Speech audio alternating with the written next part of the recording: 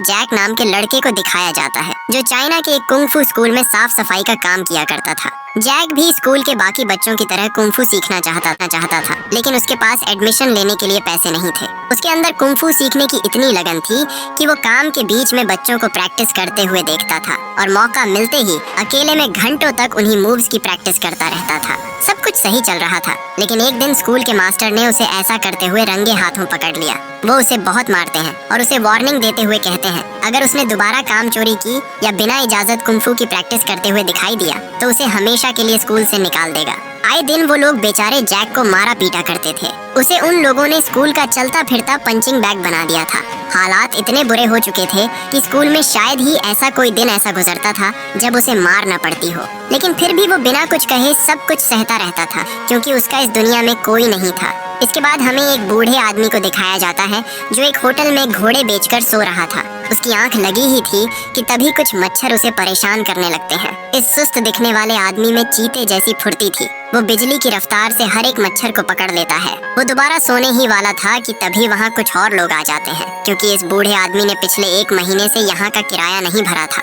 बूढ़ा आदमी उन्हें गारंटी देता है कि उन्हें उनका किराया मिल जाएगा, पर वो लोग उसके साथ जबरदस्ती करने लगते हैं। उनमें से एक को वहाँ एक टोकरी पड़ी हुई मिली। उसे लगा कि बुढ़े ने इसके अंदर पैसे छुपा रखे हैं, पर जैसे ही उसने उसे खोला उसमें से एक सांप निकलकर उसे काट लेता है। मौका पाते ही वो बुढ़ा वहाँ से 9-2-11 होने की सोचता है, लेकिन होटल के लोगों ने उसे घेर लिया। आज वो उसके हाथ पैर तोड़कर उससे पैसे वसूलने वाले थे। सबने मिलकर उस निहत्थे आदमी पर लाठी डंडों से हमला किया, पर उसे मार पाना इतना भी आसान नहीं था। वो बूढ़ा आदमी वहाँ से भागने की पूरी कोशिश करता है, लेकिन जल्द ही और लोगों ने उसे घेर लिया।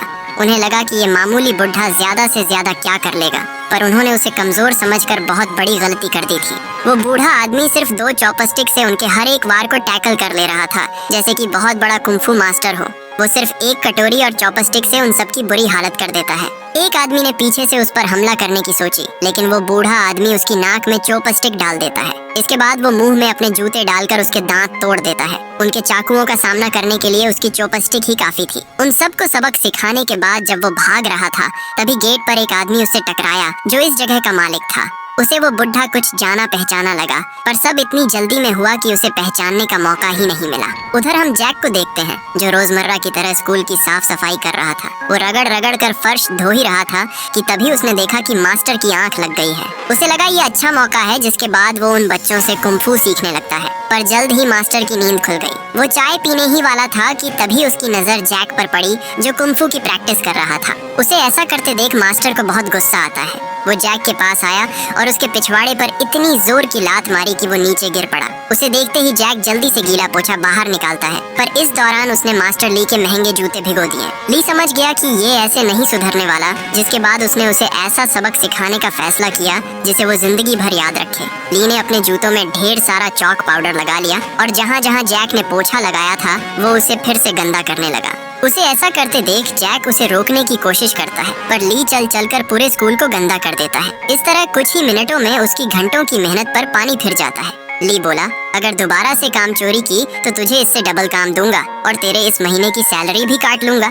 इसके बाद वो बच्चों को कुंग-फू सिखाने चला जाता है। आज वो अपने स्टूडेंट्स को खतरनाक ड्रैगन स्टाइल कुंग-फू सिखाने वाला था, जिससे वो एक साथ 10 लोगों को मार सकते थे, पर उससे पहले वो उन सबको फीस भरने को कहता है। जब वो दूसरे टीचर के साथ उन्हें ड्रैगन स्टाइल के कुछ मूव्स सिखा रहा था, तभी दूसरे टीचर ने ड्रैगन स्टाइल दिखाते दिखाते ली की ही धुनाई कर दी, जिससे वहाँ खड़े सभी स्टूडेंट्स ली पर हंसने लगते हैं। ली अपनी इज्जत बचाने के लिए जैक को बुलाता है। अब वो जैक पर अपने मूव्स ट्राई करने वाला था।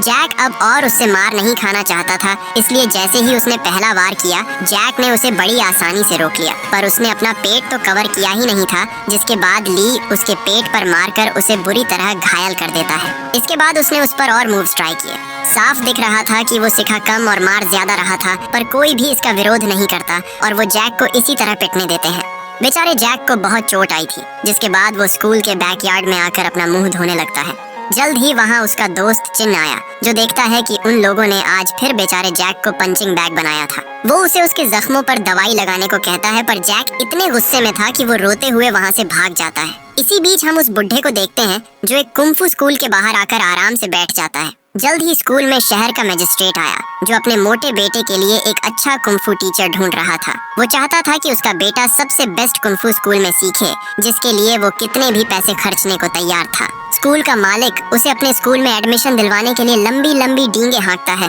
और उसके सांड जैसे बेटे की जमकर तारीफ करता है, ताकि मजिस्ट्रेट से मोटी फीस ऐंठ सके। वो उसे अपने सबसे बेस्ट फाइटर से इंट्रोड्यूस करवाता है, जो सच में बहुत ताकतवर था। पर उस मोटे लड़के को इम्प्रेस करना इतना आसान नहीं था। वो कहता है, मैंने लोगों को अपने हाथों से ईंटें तोड़ते हुए देखा है, क्या तुम्हारा फाइटर ऐसा कर सकता है? स्कूल का मालिक बोला, ईंटें तोड़ना कौन सी बड़ी बात है, ये तो हमारे स्टूडेंट्स के बाएं हाथ का खेल है। वो अपने फाइटर को उसे ईंट तोड़कर दिखाने को कहता है, पर जैसे ही वो ईंट तोड़ने वाला था, तभी उस मोटे लड़के ने उसे रोक लिया। वो उस ईंट के ऊपर 2 ईंटें और रख देता है और फिर उसे तोड़ने को कहता है। ये देखकर उस फाइटर के पसीने छूट गए, पर इसके बावजूद वो एक ही झटके में उन ईंटों को तोड़ देता है और तुरंत वहाँ से चला जाता है। वो मोटा लड़का उसकी ताकत से बहुत इम्प्रेस हुआ था, पर उसे पीछे की सच्चाई पता नहीं थी। हम उस फाइटर को देखते हैं जिसका हाथ ईंटें तोड़ने की वजह से सूजकर लाल हो गया था। अगर वो चिल्लाता तो स्कूल का बहुत नुकसान होता, इसलिए वो दर्द को घोंट कर पी जाता है। वो मोटा लड़का अपने डैड से कहता है, मैं इसी स्कूल में कुंफू सीखूंगा। स्कूल का ऑनर फाइटर को उससे मिलने के लिए बुलाता है, क्योंकि उसी की वजह से ये एडमिशन पक्का हो पाया था। फाइटर अपने सूजे हाथ को छुपाने की कोशिश करता है, पर जैसे ही उस मोटे लड़के ने उससे हाथ मिलाया, वो दर्द से चिल्ला उठा। उसके हाथ की इतनी बुरी हालत देख वो लड़का तुरंत वहाँ से निकल जाता है। ओनर ने उसे रोकने की कोशिश की, पर अपने बेटे की जिद के आगे मजिस्ट्रेट की भी कहाँ चलने वाली थी। इसी बीच ओनर की नजर उसके स्कूल के बाहर बैठे भिखारी पर पड़ी। उसे लगने लगा कि इस बुढ़े की वजह से उसके स्कूल में बैड लक आया और ये एडमिशन नहीं हुआ। उसके लोग उस बूढ़े आदमी को पकड़कर बाहर फेंकने की कोशिश करते हैं, पर वो बूढ़ा आदमी कहाँ इतनी आसानी से उनके हाथ लगने वाला था। वो सब मिलकर भी उसका कुछ नहीं बिगाड़ पा रहे थे। इसी बीच वहाँ जैक आ गया, और जब उसने देखा कि इतने सारे लोग एक अकेले बूढ़े आदमी को परेशान कर रहे हैं, तो वो उनकी मदद करने की सोचता है। जब उन्हें पता चला कि ये लड़का दूसरे स्कूल से है, तो वो उसे भी पीटने लगते हैं। उसे मार खाता देख वो बूढ़ा आदमी उसके हाथ पकड़ लेता है। जैसे ही वो फाइटर उससे लड़ने आया, उस बूढ़े आदमी ने पीछे से उसे डंडे से मारा। जैक को लगा कि ये उसने किया, पर ये सब वो बूढ़ा आदमी कर रहा था। उसकी मदद से जैक बहुत कमाल की फाइट करता है और उसने उन सबको अच्छा सबक सिखाया। एक आदमी उस पर हमला करने आया, पर तभी वो उसकी पैंट नीचे गिरा देता है, और जैसे ही वो उसे उठाने के लिए नीचे झुका, वो उसके हमले से बच गया। जल्द ही वहाँ एक पादरी आता है और उन्हें लड़ने से मना करता है, पर वो लोग उसकी नहीं। जैक पीछे के रास्ते से उस बूढ़े आदमी को अपने स्कूल के अंदर ले आता है। वो उसे बताता है, पहले हमारे स्कूल में बहुत स्टूडेंट्स आया करते थे, पर अब बहुत ही कम आते हैं। उसने एक बिल्ली भी पाल रखी थी, जिसके साथ वो अपना फ्री टाइम बिताया करता था। वो बूढ़ा आदमी उसे अपना नाम पाए चांग बताता है और कहता है वो एक भिखारी है। जल्द ही उसका दोस्त सब्जी मंडी से वापस लौट आया, पर जैक उसे सच नहीं बताना चाहता था, इसलिए वो उसे पाए चांग को अपना दूर का रिश्तेदार बताता है। उधर हम मजिस्ट्रेट को देखते हैं, जो अब ली के स्कूल में अपने बेटे का एडमिशन करवाने आता है। ली भी बाकियों की तरह बड़ी बड़ी डींगे हाँकता है और कहता है, हमारे स्टूडेंट्स किसी ऐरे गहरे टीचर से नहीं सीखते। कुंग-फू के मामले में हमारे स्कूल का कोई मुकाबला नहीं है। ली झूठ बोलने में एक्सपर्ट था, इसलिए वो मजिस्ट्रेट को बड़ी आसानी से कन्विंस कर लेता है, पर उस मोटे लड़के को अब भी उस पर शक था। इसके बाद ली जैक को बुलाता है, क्योंकि वो उसे अपने एक स्टूडेंट से लड़वाना चाहता था। ली जानता था कि उन दोनों का कोई मुकाबला ही नहीं है, इसलिए वो जैक को जानबूझकर ये फाइट हारने को कहता है। दोनों के बीच फाइट शुरू होती है और कहे मुताबिक जैक चुपचाप मार खाता रहता है। एक बार तो उसे बहुत गुस्सा आ जाता है और वो गलती से उस पर हाथ उठाने ही वाला था कि तभी उस दूसरे फाइटर ने उसे याद दिलाया कि अगर उसने उसे मारा तो उसे हमेशा के लिए स्कूल से निकाल दिया जाएगा। वो फाइटर जैक को तब तक मारता रहता है जब तक वो मोटा लड़का एडमिशन लेने के लिए तैयार नहीं हो गया। उसे इतना मारने के बाद ली उसे कहता है, उठो और जाके दवाई लगा लो। जैक जब वापस आया तो उसकी हालत देखकर पाए चांग को उस पर बहुत तरस आता है। उसे खुश करने के लिए वो उसके आगे एक कटोरी घुमाने लगा। वो बोला, क्या तुम मुझसे ये कटोरी छीन सकते हो? कोशिश करो, मुझे नहीं लगता तुम कर पाओगे। जैक को लगा कि ये तो कितना आसान काम है।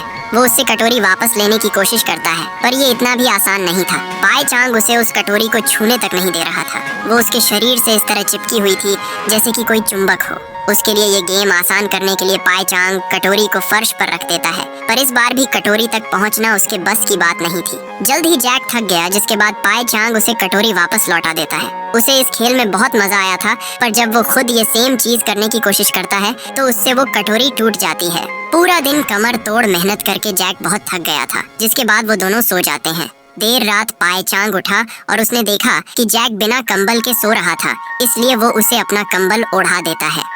अगले दिन जब जैक की आंख खुली तो उसने देखा कि पाई चांग वहां से जा चुका था। उसने उसके लिए दीवार पर कुछ नोट्स लिख रखे थे ताकि जैक अपने बचाव के लिए थोड़ा बहुत कुंग फू सीख सके।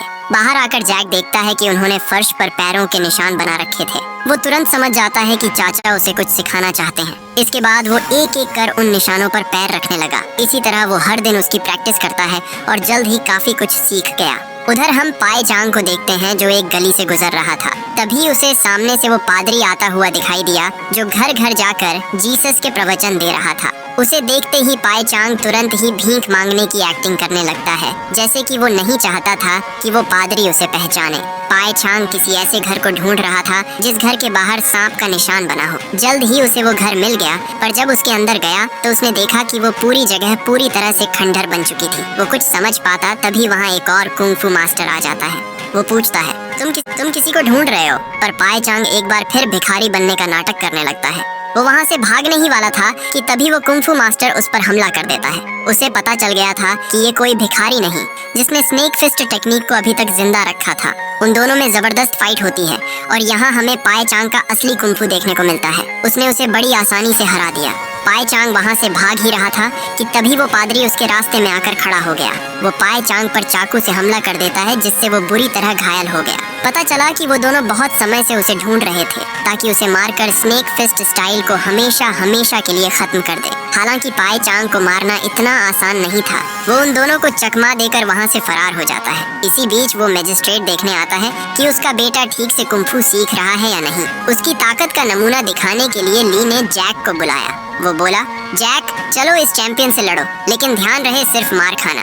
पर जैक जो प्रैक्टिस कर करके काफी कुछ सीख गया, वो इस बार वो ना तो उससे मार खाता है और ना ही उस पर पलटवार करता है। उस मोटे लड़के ने कई बार उसे मारने की कोशिश की, लेकिन जैक बार बार बच जा रहा था। उसे मारना तो दूर, वो उसे छू तक नहीं पा रहा था। वो लड़का उस पर अपने ड्रैगन पंच से हमला करने की कोशिश करता है, लेकिन वो उल्टा मजिस्ट्रेट के ऊपर ही गिर गया। ये सब देखकर मजिस्ट्रेट को इतना गुस्सा आया कि वो अपने बेटे को वहाँ से ले जाता है। ली जैक के पास आया और बोला, क्यों बच्चे, तुम्हें क्या लगा ऐसा करके तुम बच जाओगे? बात ना मानकर उसने बहुत बड़ी गलती कर दी थी, जिसके बाद दोनों मास्टर्स उसे बहुत मारते हैं। जैक गुस्से में वहाँ से भाग जाता है, पर वो जब झाड़ियों पर अपना गुस्सा उतार रहा था तभी उसने पाई चांग को देखा जो उन हमलावरों से बचकर भागने की कोशिश कर रहा था। उसने देखा कि उन्हें बहुत चोट आई थी, जिसके बाद जैक उसे एक सुरक्षित जगह पर ले आता है। वो जल्दी से अपने स्कूल गया और वहाँ से कुछ दवाइयाँ चोरी कर ली। वो उन दवाइयों का सूप बनाकर बूढ़े मास्टर को पिलाता है, जिससे धीरे धीरे उसकी तबीयत में सुधार आने लगा। उधर हम उन हमलावरों को देखते हैं जो पाई चांग को ढूंढने के लिए एक मीटिंग बिठाते हैं। यहाँ हम उनके लीडर वोंग को देखते हैं जो हर हाल में उसे खत्म करना चाहता था। पता चला कि वोंग ईगल कुंग फू टेक्निक का मास्टर था और वो नहीं चाहता था कि कोई भी स्नेक फिस्ट स्टाइल सीखे। ये दोनों सालों से एक दूसरे के दुश्मन रहे थे, पर वोंग ही था जिसने स्नेक फिस्ट के खिलाफ एक जंग शुरू कर दी और उसने हजारों स्टूडेंट्स को मरवा दिया। अब सिर्फ पाई चांग ही बचा था जिसके मरते ही स्नेक फिस्ट स्टाइल हमेशा हमेशा के लिए खत्म हो। एक तरफ जहाँ ये लोग अपनी प्लानिंग कर रहे थे, वहीं दूसरी तरफ हम जैक को देखते हैं जो पूरी लगन से उस बूढ़े आदमी की देखभाल करने में लगा हुआ था। पाई चांग उसका एहसानमंद था। वो बोला, क्या तुम कुंग फू सीखना चाहते हो?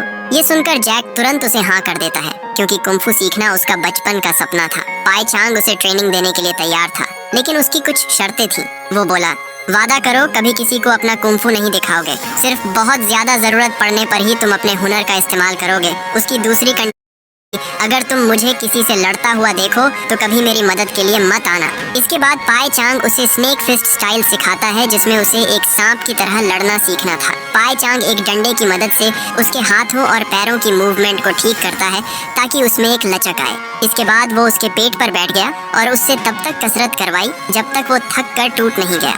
हर दिन उसकी ट्रेनिंग हार्ड होती जा रही थी।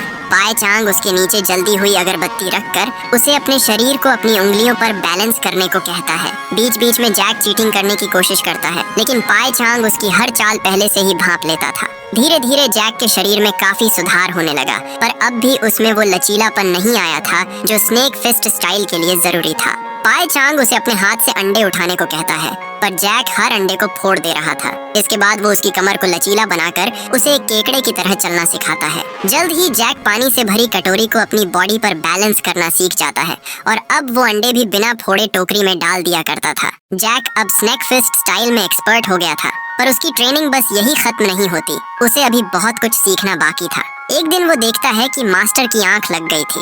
वो लात मारकर उनके स्टूल को नीचे गिरा देता है, पर इसके बावजूद भी पाए चांग का शरीर टस से मस नहीं होता, क्योंकि वो हर वक्त चौकन्ना रहता था। उधर मास्टर ली जैक को फिर से काम पर रख लेता है, क्योंकि उसे उसके जैसा सस्ता और मेहनती नौकर कहाँ मिलने वाला था। एक दिन ली ने देखा कि जैक फिर से काम चोरी कर रहा है, जिसके बाद वो उसे सबक सिखाने की सोचता है। पर जैक भी इस बार पूरी तैयारी के साथ आया था। उसने जैसे ही अपना गंदा पैर फर्श पर रखा, जैक तुरंत उसके नीचे पोछा लगा देता है। ली गंदे पैर लेकर आगे बढ़ने लगता है, पर जैक बार बार उसके नीचे पोछा रख दे रहा था। ली को उसकी चालाकी बिल्कुल पसंद नहीं आई, जिसके बाद वो जल्दी जल्दी पैर चलाने लगता है, पर जैक उसे फर्श पर पैर रखने ही नहीं दे रहा था। आखिर में मास्टर ली बुरी तरह से थक जाता है, पर जब वो वहाँ से जा रहा था तभी उसका पैर फिसला और वो धड़ाम से जमीन पर गिर गया। जल्द ही उनके स्कूल में एक फाइटर आता है, जिसने अभी अभी एक चैंपियनशिप जीती थी। वो उन्हें फाइट के लिए चैलेंज करता है। ली कहता है, तुम जैसे बच्चे के लिए हमारे स्कूल का बच्चा ही काफी है। पर वो फाइटर सिर्फ स्कूल के मास्टर से ही लड़ता था। वो समझ गया कि वो दोनों डरपोक हैं, जिसके बाद वो दोनों को एक साथ लड़ने को कहता है। उन दोनों को लगा कि वो उसे आसानी से हरा देंगे, पर वो ऐसे ही कुंफू चैंपियन नहीं बना था। वो फाइटर उन दोनों को बहुत मारता है। उसके आगे उनके सारे कुंफू मूव्स बेकार थे। उन्हें इस तरह पिटता देख जैक उनकी मदद करने की सोचता है। उसने फाइटर की टांग खींचकर उसे नीचे किया और भीड़ में कहीं गायब हो गया। उस फाइटर को उम्मीद नहीं थी कि वो इतनी आसानी से जीत जाएगा। वो अपने हाथों का भी इस्तेमाल नहीं करता। उन्हें हराने के लिए उसके पैर ही काफी थे। मास्टर ली को तो वो घुमा घुमा कर मारता है। उसने उन दोनों को इतना मारा कि अब किसी में दोबारा उठकर उससे लड़ने की हिम्मत ही नहीं बची थी। स्टूडेंट्स को लगा कि ये फाइटर कमाल का है, जिसके बाद मास्टर ली के स्कूल के सारे स्टूडेंट्स उठकर उस फाइटर के स्कूल में चले जाते हैं। जल्द ही स्कूल का असली मालिक वापस लौट आया, पर अपने स्कूल की ये हालत देखकर उन्हें अपनी आंखों पर यकीन ही नहीं होता। उसे जैक मिला जो अकेले स्कूल की सफाई कर रहा था। मास्टर को वापस देखकर उसकी खुशी का तो ठिकाना ही नहीं रहता, क्योंकि वो सालों बाद वापस लौटे थे। उसने उन्हें सब कुछ बता दिया, जिसके बाद मास्टर हुंग उस फाइटर से बदला लेने निकल जाता है। वो उन्हें स्कूल में जाकर उनके एक फाइटर को बड़ी आसानी से हरा देता है, पर अपने स्टूडेंट्स को वापस पाने के लिए उसका उस चैंपियन को हराना जरूरी था। वो फाइटर उसके सामने आता है, जिसके बाद उन दोनों ने लड़ना शुरू कर दिया। इस बार मुकाबला बराबरी का था। मास्टर हुंग उस फाइटर को अच्छी टक्कर देते हैं, पर उसे हराने के लिए बस इतना काफी नहीं था। जल्द ही वो मास्टर हुंग पर भारी पड़ने लगता है। उन्हें मार खाता देख जैक ने उनकी मदद करने की सोची, पर तभी उसे पाए चांग से किया हुआ अपना वादा याद आ जाता है। उन्होंने कहा था, जब तक जरूरत ना हो स्नेक फिस्ट स्टाइल मत दिखाना। इसीलिए जैक चुपचाप वहाँ खड़ा उन्हें देखता रहता है। इसी बीच वहाँ वोंग भी आ जाता है, जो छुपकर उन्हें फाइट करते देख रहा था। पाए चांग भी वहीं से गुजर रहा था, पर उसे वहाँ खड़ा देख वो दबे पांव वहाँ से भाग जाता है। जल्द ही उस फाइटर ने मास्टर हुंग को हरा दिया। वो उसे जान से मारने ही वाला था कि तभी जैक उस पर अपना जूता फेंक कर मारता है, जिससे उस फाइटर को गुस्सा आ गया। वो जैक को मारने ही वाला था कि तभी जैक उसे अपना कुंफू दिखाता है। उसे स्नेक फिस्ट स्टाइल यूज करता देख वोंग के पैरों तले जमीन खिसक जाती है। मास्टर हुंग उसे लड़ने से मना करते हैं, पर जैक अब किसी की नहीं सुनने वाला था। उसे लड़ता देख वहाँ खड़े सारे स्टूडेंट्स दंग रह जाते हैं, क्योंकि उन्होंने उसका ये रूप पहले कभी नहीं देखा था। जैक उसके हर वार को बड़ी आसानी से टैकल कर लेता है। लड़ते लड़ते वो फाइटर बुरी तरह थक गया। उसे हराने के लिए सिर्फ हाथ काफी नहीं थे, जिसके बाद वो एक लाठी उठा लेता है, पर जैक को इसकी भी ट्रेनिंग मिली हुई थी। आखिर में वो उस फाइटर से लड़कर उसे बुरी हरा देता है, जिसके बाद सारे स्टूडेंट्स वो वापस अपने स्कूल ले गया। वो जब अपने घर पहुंचा तो उसे पता चला कि पाए चांग किसी जरूरी काम से बाहर गया था। जाने से पहले उसने जैक के लिए स्नेक फिस्ट स्टाइल पर एक किताब छोड़ी थी, जिसे पढ़कर वो काफी कुछ सीख सकता था। जैक दौड़कर पाए चांग को ढूंढने की कोशिश करता है, पर वो उसे कहीं नहीं मिला। वो वहाँ से जा ही रहा था कि तभी वहाँ वोंग आ जाता है। वो खुद को पाए चांग का पुराना दोस्त बताता है, ताकि जैक उस पर विश्वास करके उसे उसके पास ले चले। वो बोला, तुम मुझे अपना टीचर समझ सकते हो, पर जैक को उस पर भरोसा नहीं था। जिसके बाद वोंग उसे एक फाइट के लिए चैलेंज करता है। जैक को लगा कि वो अपने स्नेक फिस्ट स्टाइल से उसे आसानी से हरा देगा, लेकिन वोंग उसकी हर टेक्निक पहले ही समझ चुका था। उसे हराना वोंग के बाएं हाथ का खेल था। वो चाहता तो उसे खत्म कर सकता था, पर अगर वो ऐसा करता तो पाए चांग तक कभी नहीं पहुंच पाता। वो कहता है, जब तुम्हारे मास्टर वापस लौटे तो सबसे पहले मुझे बताना, पर उन्हें कहना मत कि मैं यहाँ आया था। मेरे पास उनके लिए एक सरप्राइज है। जब जैक अपने घर पहुंचा तो उसने देखा कि स्नेक फिस्ट स्टाइल की किताब वहां से गायब थी। वो उसे इधर उधर ढूंढने लगता है, पर जब उसे वो किताब मिली तो उसकी बहुत बुरी हालत हो चुकी थी। उसकी पालतू बिल्ली ने उसके टुकड़े टुकड़े कर दिए थे। जैक उस पर बहुत गुस्सा करता है, पर तभी उसने देखा कि उसकी बिल्ली एक सांप से लड़ाई कर रही थी। सांप और बिल्ली के बीच जबरदस्त फाइट होती है, पर आखिर में बिल्ली ने अपने नुकीले पंजों से उस सांप को मार डाला। जैक अपनी कैट के जीतने पर बहुत खुश होता है, पर तभी उसे एक जबरदस्त आइडिया आया। उसने सोचा कि क्यों ना कैट क्लो और स्नेक फिस्ट को मिलाकर एक नया कूंग-फू स्टाइल बनाया जाए। इसके बाद जैक घंटों तक अपनी इस नई टेक्निक की प्रैक्टिस करता है, जिससे उसका हर एक मूव पहले से कहीं ज्यादा घातक बन गया। उधर पाए चांग जब अपने पते पर पहुंचा तो उसे वहां उसके स्टूडेंट की लाश लटकी हुई मिली। ईगल क्लो का एक मेंबर उस पर फिर से अटैक कर देता है, पर चांग उसके इस हमले से बच गया। अब तक वो सिर्फ भागता आया था, लेकिन अपने स्टूडेंट की बेरहमी से हत्या के बाद वो उस पर जरा भी रहम नहीं दिखाता और उसे मार डालता है। जल्द ही पाए चांग जैक के पास वापस लौट आया। हम उस बावर्ची को देखते हैं जो उनकी चाय में कुछ मिला देता है, क्योंकि वो भी ईगल्स क्लो का मेंबर था। जैक और उसके टीचर वो चाय पी लेते हैं और जैक उसे बताता है कि कोई आपसे मिलना चाहता है। वो दौड़कर वोंग के पास गया और उन्हें बताया कि मास्टर वापस लौट आए हैं। इस बार वोंग उसे नहीं छोड़ने वाला था, पर जब वो वहाँ पहुँचा तो उसने देखा कि वो वहाँ से गायब हो चुका था। दीवार पर बने निशान देखकर वो तुरंत समझ जाता है कि वो बुढ़ा दीवार फांदकर वहाँ से भाग गया है। वो ज्यादा दूर नहीं गया होगा, ये सोचकर वोंग उसका पीछा करने लगता है। जैक भी उसके पीछे पीछे दौड़ा, लेकिन वो पादरी उस पर हमला कर देता है। जैक को पता चला कि वो कोई पादरी नहीं बल्कि एक रशियन फाइटर था। वो समझ गया कि उसके मास्टर की जान खतरे में है, इसलिए वो उसे पीछा छुड़ाकर भागने की कोशिश करता है, लेकिन वो रशियन फाइटर उसके सामने अपनी तलवार लेकर खड़ा हो गया। उन दोनों के बीच जबरदस्त फाइट होती है, लेकिन जैक अपनी नई टेक्निक से उसे बड़ी आसानी से हरा देता है। उधर वोंग भी पाए चांग को पकड़ लेता है। वो बोला, हमारी दो तकनीकें सालों से एक दूसरे की दुश्मन रही हैं, पर आज तुम्हारी तकनीक का अंत हो जाएगा। बस इतना कहकर उसने उस पर हमला कर दिया। पाए चांग उसका बहादुरी से मुकाबला करता है, पर उम्र दराज होने की वजह से उसकी रफ्तार अब पहले जैसी नहीं रह गई थी। वोंग उसे मारने ही वाला था कि तभी जैक बीच में आकर उसकी जान बचा लेता है। पाए चांग कहता है, ये मेरा स्टूडेंट नहीं है, इसे जाने दो। पर वोंग बोला, जो कोई भी स्नेक फिस्ट स्टाइल जानता है उसे मरना होगा। इसके बाद उसने जैक पर हमला कर दिया। उसे लगा कि वो स्नेक फिस्ट टेक्निक से खुद का बचाव करेगा, पर वो उसके लड़ने का तरीका उसे बिल्कुल समझ नहीं आता। वो उसके हर वार को बड़ी आसानी से ब्लॉक कर दे रहा था। एक दो बार तो वो उस पर हमला भी कर देता है, जो देखकर वोंग हैरान रह गया। जैक बिल्ली की तरह उस पर छलांगे मार रहा था, जिससे वो मरते मरते बचा। जल्द ही वो उसके फाइटिंग स्टाइल को समझ जाता है, जिसके बाद उसने उसे बहुत मारा, पर जैक इतनी आसानी से हार मानने वाला नहीं था।